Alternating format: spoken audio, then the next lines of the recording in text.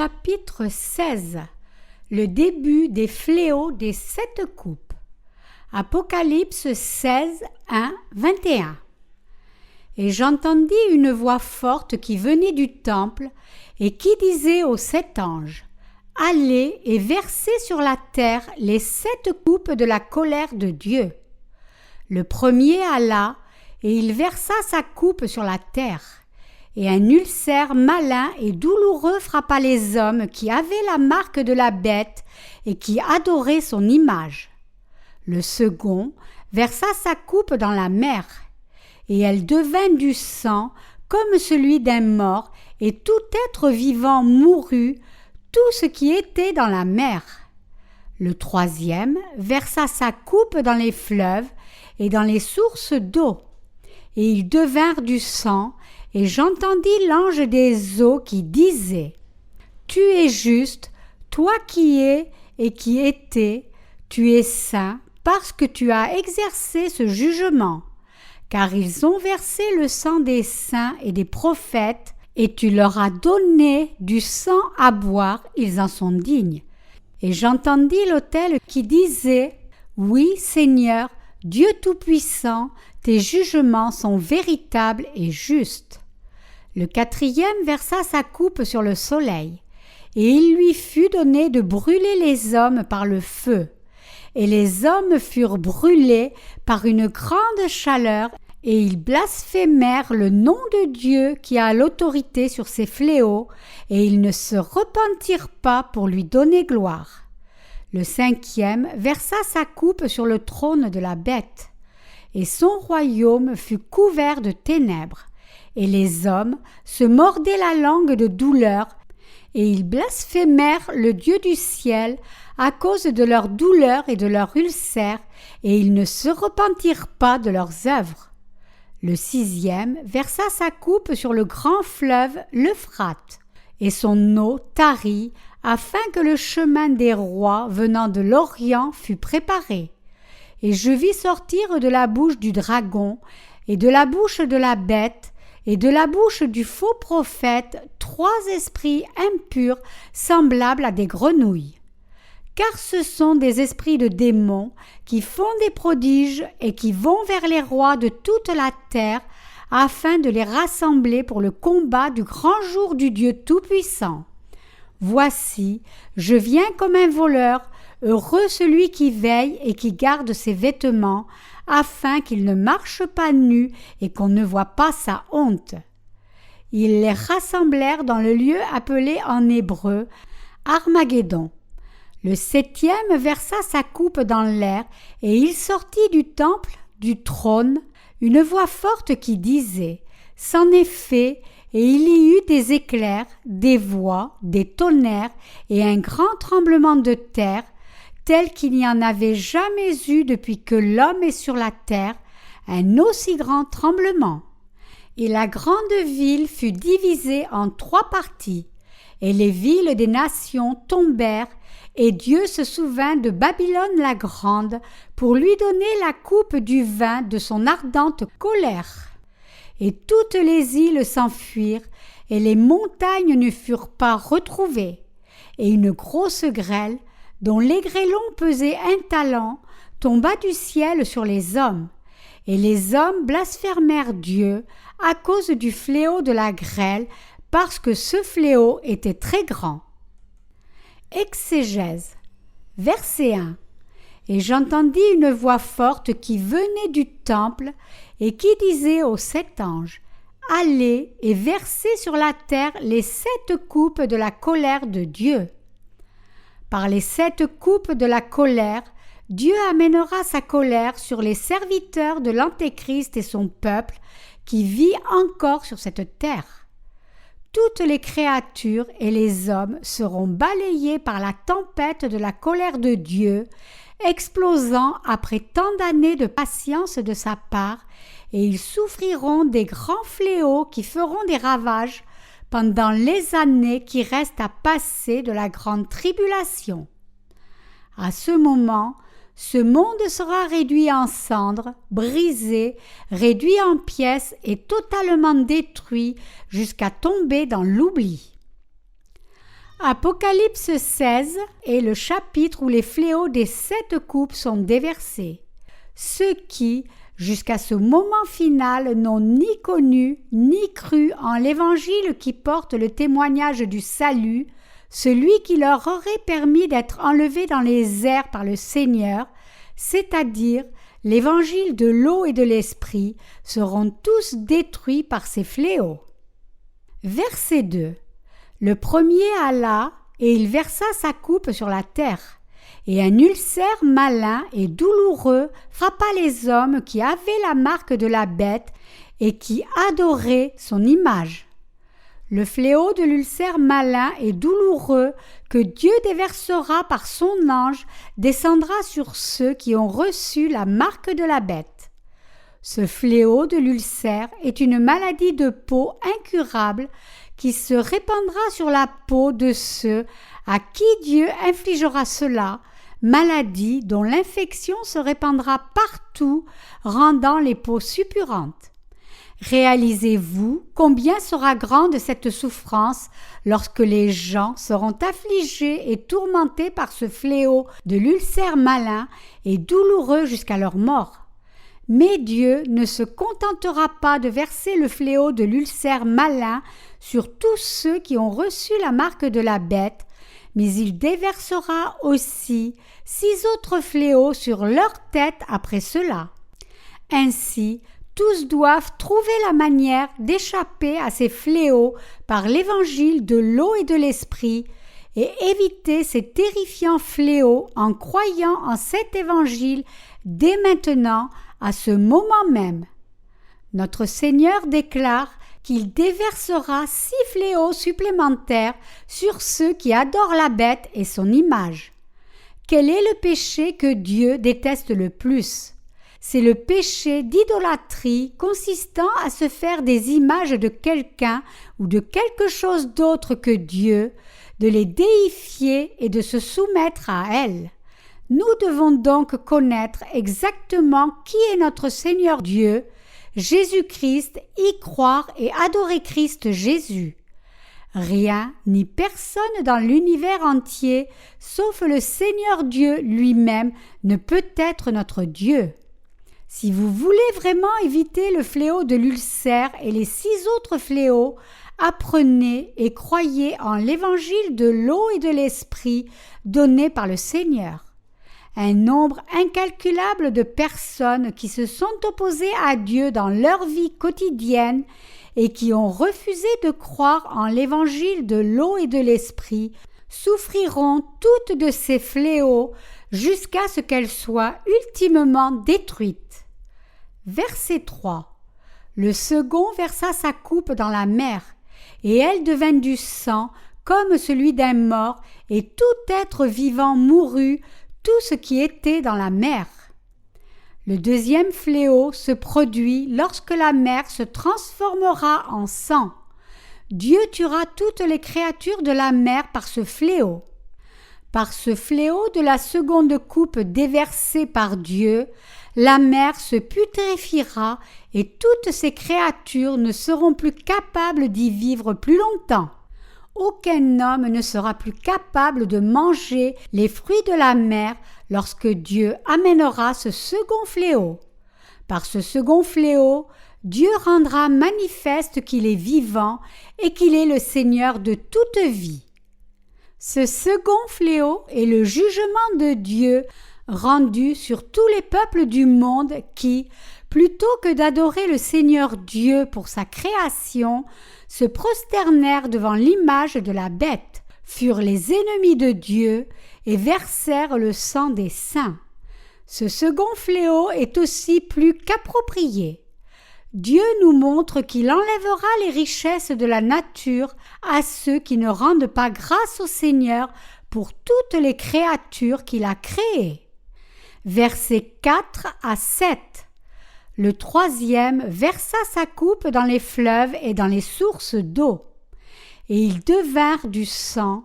Et j'entendis l'ange des eaux qui disait : Tu es juste, toi qui es et qui étais, tu es saint parce que tu as exercé ce jugement. car ils ont versé le sang des saints et des prophètes, et tu leur as donné du sang à boire. Ils en sont dignes. Et j'entendis l'autel qui disait « Oui, Seigneur Dieu Tout-Puissant, tes jugements sont véritables et justes. » Le troisième fléau qui transformera les fleuves et les sources d'eau en sang est en fait l'un des plus terribles fléaux. Ce fléau, arrivant pour punir les péchés de tous ceux qui ne croient pas en Dieu, transformera fleuves et rivières en sang et fera en sorte qu'il soit dorénavant impossible pour eux de vivre sur cette terre. Dieu transformera tous les fleuves et les rivières de cette terre en sang. Ce fléau aussi est le jugement rendu sur les gens de ce monde comme prix et punition de leur rébellion envers Dieu, lui qui leur avait donné l'eau, la source de toute vie. La raison pour laquelle Dieu amènera ce fléau sur ceux qui s'opposèrent à lui et qu'ils ont assassiné ses saints et ses prophètes pendant qu'ils étaient sur cette terre. Ils sont ceux qui non seulement ont refusé de croire en Dieu comme Dieu, mais qui s'opposèrent aussi contre lui en s'unissant avec l'Antéchrist. Submergés par la puissance de l'Antéchrist, ceux qui s'opposent à l'amour de Dieu en ce monde persécuteront et tueront les saints bien-aimés de Dieu et ses serviteurs. Ceux qui ne croient pas maintenant en l'évangile de l'eau et de l'esprit que le Seigneur nous donna pour délivrer les gens de ce monde du péché, assassineront beaucoup de saints et de prophètes dans les temps de la fin et verseront leur sang. Dieu déversera donc son troisième fléau sur ce monde où vivent ses ennemis, transformant l'eau, la source de toute vie, en sang et les détruisant ainsi. C'est le juste jugement de Dieu et les saints se réjouiront tous de cela dans les airs. Pourquoi ? Parce que, par ce juste jugement rendu sur ses ennemis qui ont tué les saints, Dieu vengera sur eux la mort de ses saints. Ainsi, les saints et les serviteurs de Dieu ne doivent pas craindre, mais défendre plutôt leur foi dans le Seigneur Dieu et tourner leur regard vers les promesses et la puissance de Dieu lorsqu'ils feront face à leur martyre. Versets 8 et 9. Le quatrième versa sa coupe sur le soleil. Et il lui fut donné de brûler les hommes par le feu, et les hommes furent brûlés par une grande chaleur, et ils blasphémèrent le nom du Dieu qui a l'autorité sur ces fléaux, et ils ne se repentirent pas pour lui donner gloire. Lorsque le quatrième ange versera la coupe du quatrième fléau sur le soleil, les gens seront brûlés à mort par sa chaleur brûlant leur peau. Dieu amènera ce fléau de la chaleur brûlante du soleil sur ceux qui se sont opposés à lui.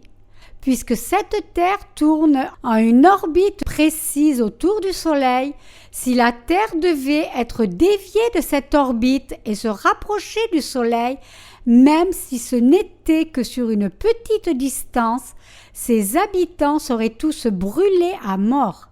Ainsi, lorsque ce quatrième fléau sera déversé, les gens vivant encore sur cette terre souffriront tous de brûlures.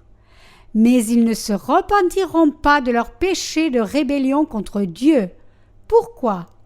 Parce qu'en s'opposant à l'évangile de l'eau et de l'esprit, ils ont déjà été destinés à subir la destruction. Dès que possible, donc, tous doivent préparer maintenant leur foi qui leur permettra d'échapper à la colère de Dieu. Cette foi consiste à croire en l'évangile de l'eau et de l'esprit pour son salut.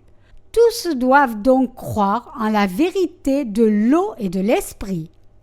Versets 10 et 11. Le cinquième versa sa coupe sur le trône de la bête, et son royaume fut couvert de ténèbres, et les hommes se mordaient la langue de douleur, et ils blasphémèrent le Dieu du ciel à cause de leur douleur, et de leurs ulcères, et ils ne se repentirent pas de leurs œuvres. Le fléau de la 5e coupe est un fléau qui amènera ténèbres et douleurs. Dieu déversera sa coupe du 5e fléau sur le trône de l'Antéchrist et versera un fléau de ténèbres et de douleurs.